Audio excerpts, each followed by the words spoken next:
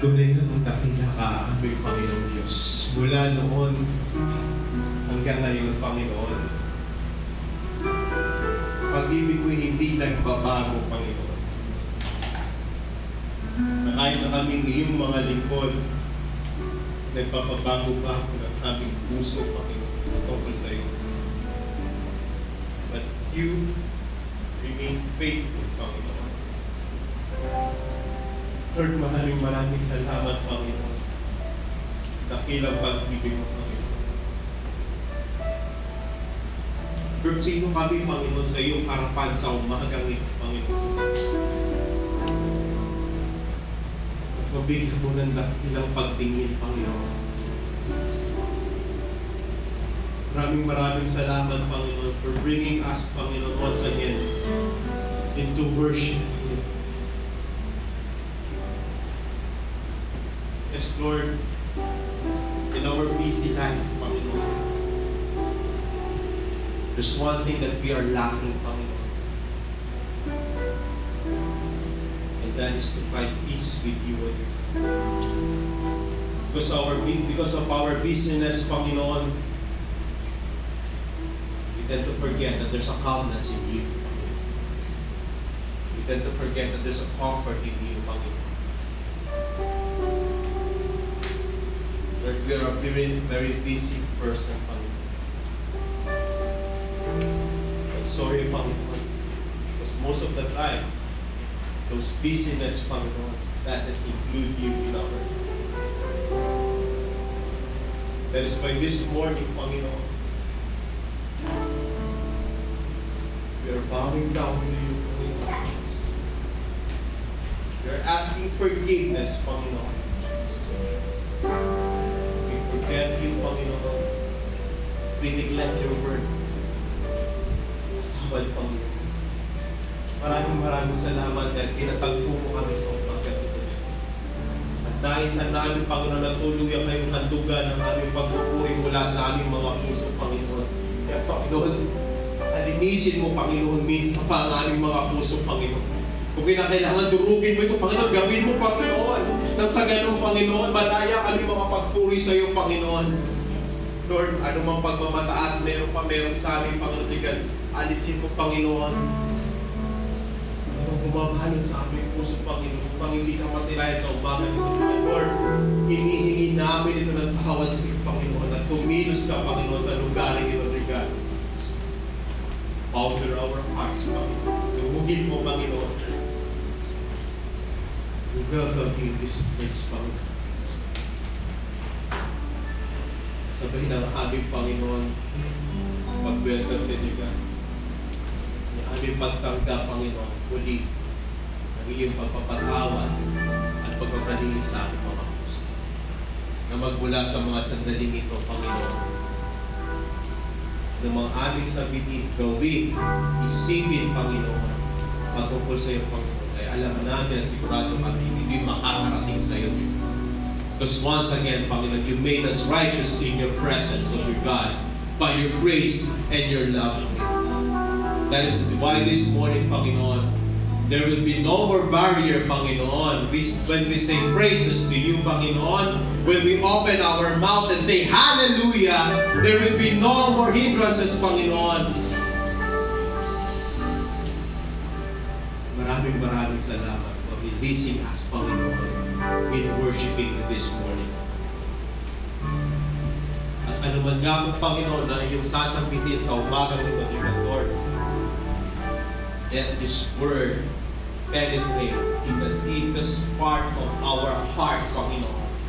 At hayaan yung mga salitang ito ang magbigay muli sa amin, Panginoon, ng excitement, Panginoon, to be with you, Panginoon, to honor you, to consider you in our life, every second of our life. Because that's what you desire most, Panginoon, na kami mapasa iyo sa bawat segundo ng aming Panginoon, sa umagang ito, we welcome you in this place. We welcome you, Holy Spirit, Panginoon. And let your Holy Spirit move in this place, Panginoon. At kausapin mo, Panginoon, kami, Panginoon, bawat isa, Panginoon. Tell us your plans. Tell us your promises, Panginoon, so that we will be faithful, Panginoon, until the very end. At anuman tangka na kaaway pa sa mga sandaling ito, maaaring iba to sa amin. Kung nagsasabing na we are not welcome here, that we are not belong here, ito ang aming masasabi sa kanya. You are the one who will not belong here. Because here, our great God is reigning, our magnificent God is exalted high, and our precious God are mostly praised and adored in this place. Panginoon, muli Panginoon, maraming salamat, Panginoon. And to you, God, all the highest praises, adoration, and thanksgiving. All of you, children of God, say, Amen, Amen.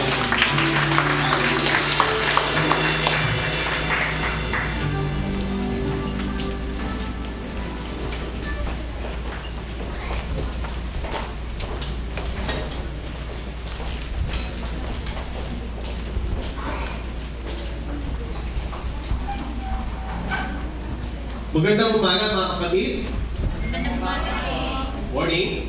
Morning. Meron po ba tayo for the first time na nakasama natin sa gawain ng ating Panginoon? Sa lugar to? Wow, praise the Lord. Meron po nagkatulong kamay. Meron pa po, wow, dito rin. Praise the Lord. Amen. Let's give a God a clap offering. Amen. Welcome mga kapatid sa gawain ng Panginoon sa lugar ng Taikyo. At madalas namin sinasabi na wala po kami ibang itinataas dito kundi ang ating Panginoong Kristo lang. At isang layunin natin is magpakilala ang ating Panginoon so that they will be disciples. Amen? Merong mga magiging tagasunod ang ating Panginoon. Amen? At bilang mga isa sa tagubilin ng ating Panginoon, sino kasama last week sa water baptism? Ah, praise the Lord. That is the record breaker. 61 souls. 63 ba mga kapatid? Kasi 63 yata, ano? Yes. Talagang, may humabag pa na dalawa. Yes. So talagang God is moving. Niwala kayo doon? Yes. Maraming tinatawag ng Panginoon. Yes. And each and every one of us are being asked by God to look for them. At kasabay niyan, right? We will going to give the certificate of those who decided in their life to proclaim Jesus as their Lord and personal Savior. Kung nandito kayo, please move forward. Kaya yung basahin ko nila naman ng certificate.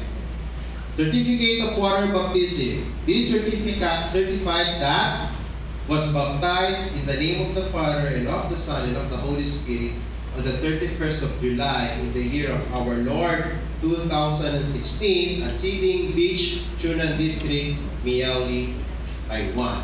Signed, Pastor John Raymond Eselis, Lead Pastor, Logos, Taiwan. So as I call your name, please move forward to receive your certificate and mag-stay po tayo sa harap. Sister Iris Lynn M. Bonzo. May paso. Tia S. Laksamana. Ito po lang pala. Makumaga rin siya. Windy Lynn D. Liu. Maga rin. Emerita T. Acampanado.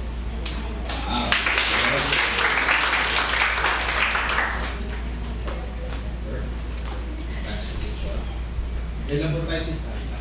Ilan po? Daisy R. Rivera.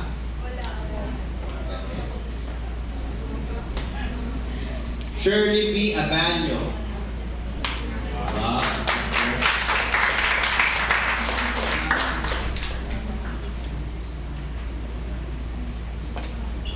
Kimberly D. Alzate.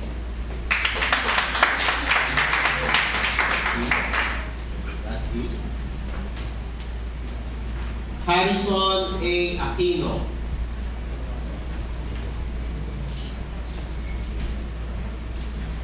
Cheryl G. Llanera. Pasok din. Romel B. Papa. Madeline C. Copa.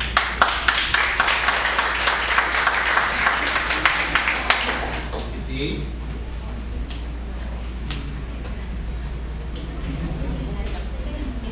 Yudel M. Alvarez.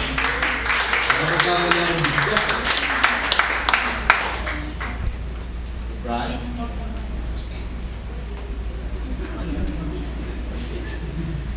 So, Kevin Tolentino. Adrian Villanueva. John Mark Salatan.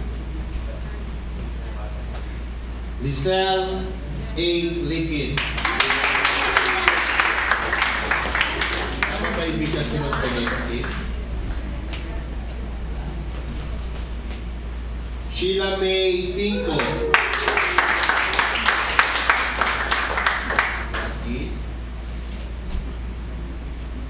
Eliza A. Alip.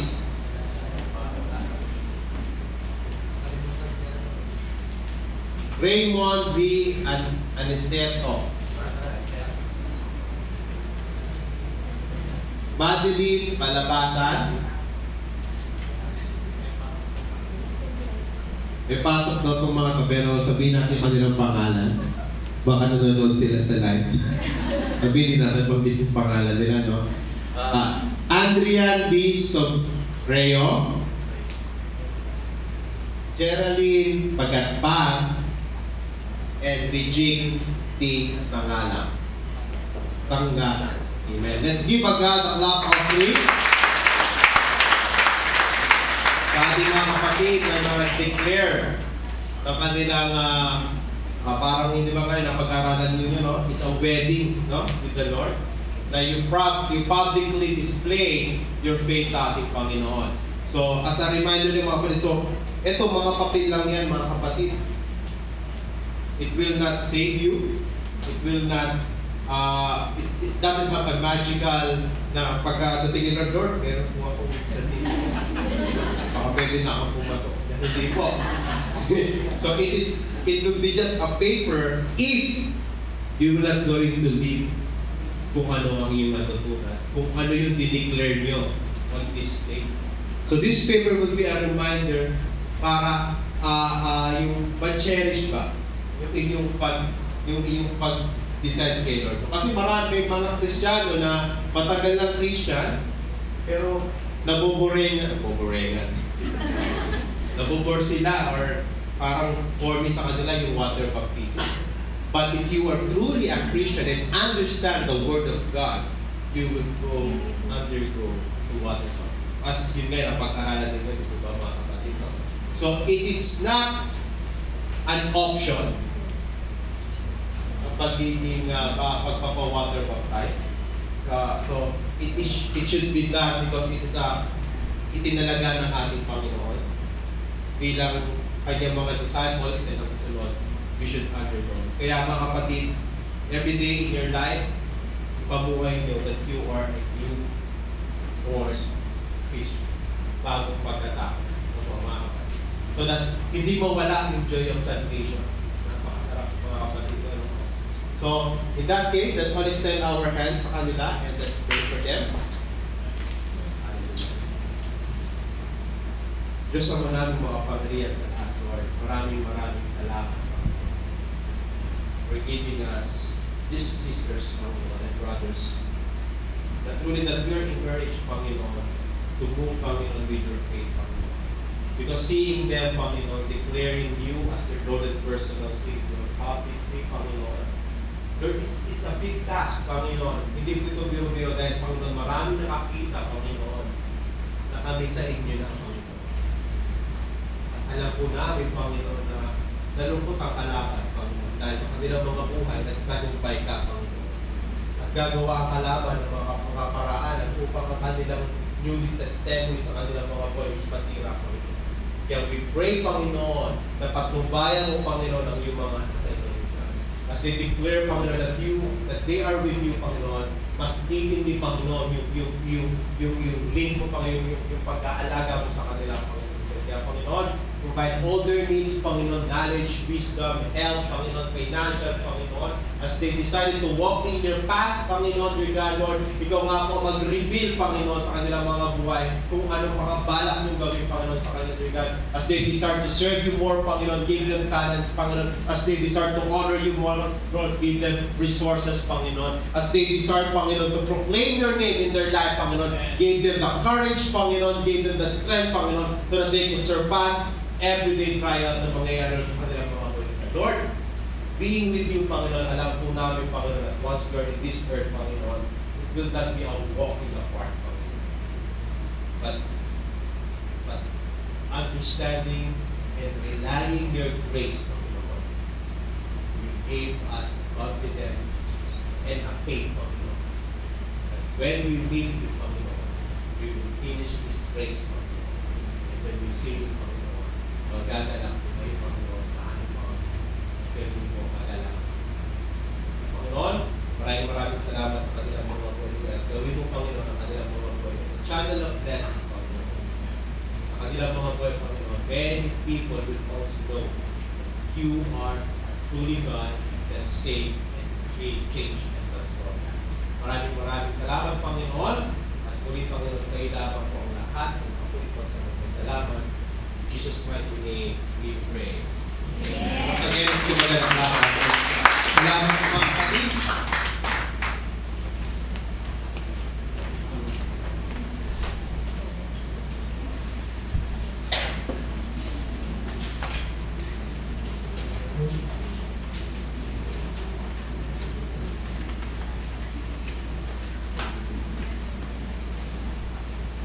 Wait lang po.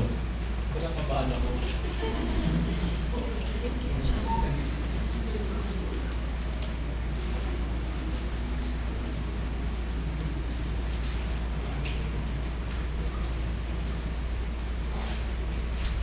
Kinakabahan talaga.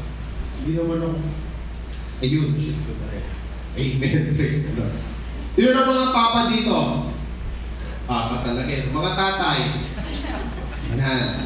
The Taiwanese, dalawa yung Father's Day nila, no? So the Taiwanese is now celebrating Father's Day.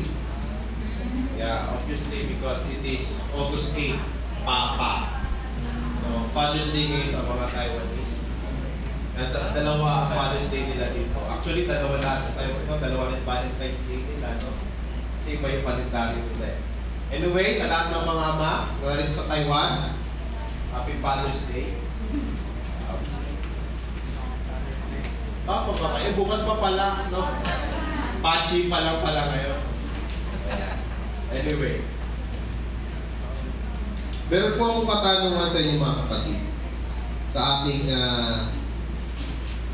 pagdakong salita ng Panginoon. Sino po ang nagnanais sa inyo na papunta sa heaven? Amen.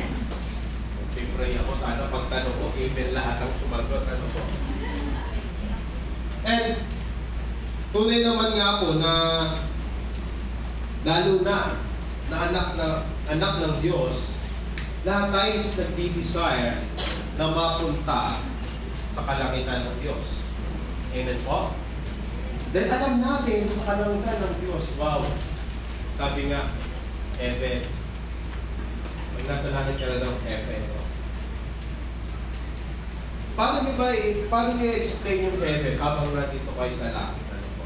Habang nandito tayo sa lupa, no? Sometimes when we have this overwhelming feeling, we can say heaven, right? I remember the last time na kami gumawa sa Sinchu ng halo-halo.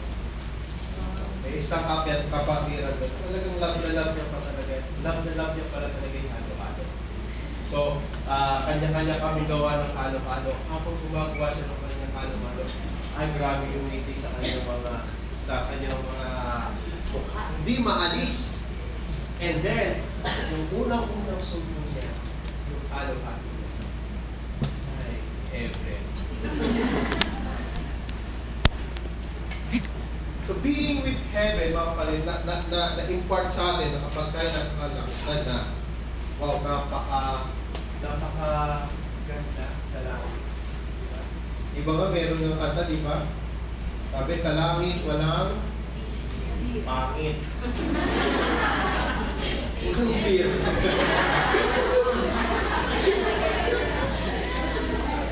Sa langit daw, walang pangit, mga kapatid.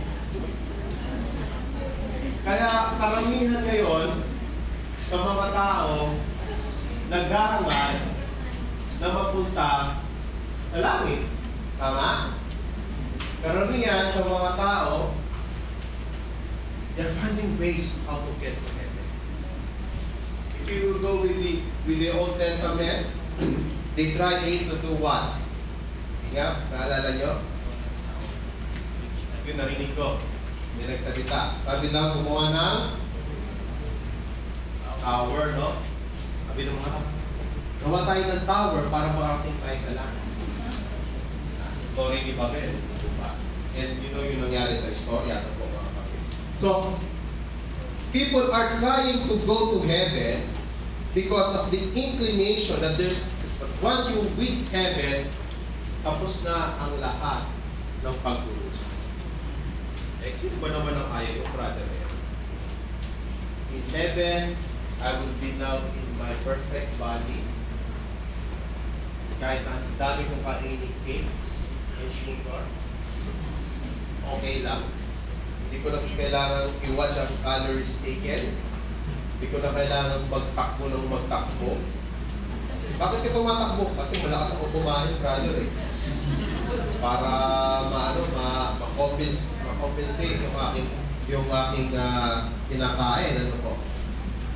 So, many people know this and they do this so that they could be, marami ginagawa ang mga tao para makarating sa karera ng Panginoon. Hindi lang yon. Ang mga tao may sometimes they are doing or they are keeping something that they think that they will, that these things would be entitled them to go to heaven.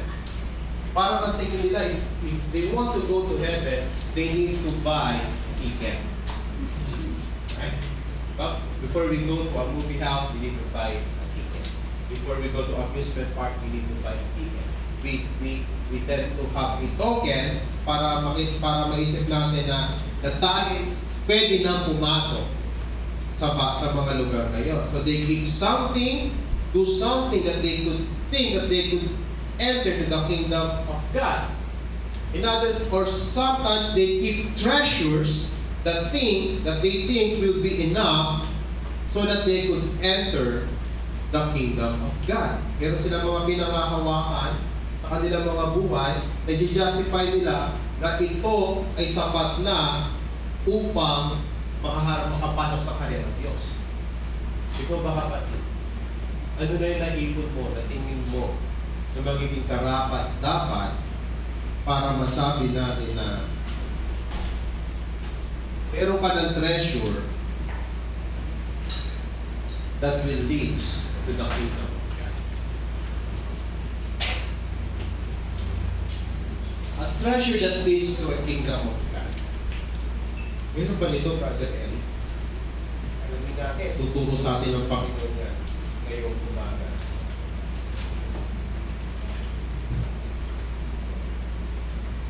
Let's all open our Bible and let's all stand sa Luke chapter 8, verse 18 to 29.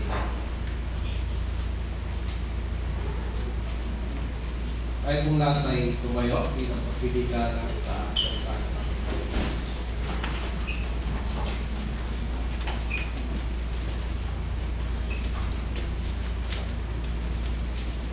At kaya niyo kung